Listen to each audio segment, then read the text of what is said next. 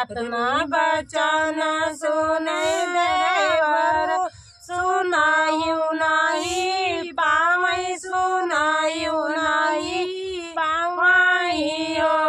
बड़ा पीठी भय सवार बहिनी के देश चले बहिनी के देश चले हो भीतर से निकली बहिनी तो भैया से तो भैया से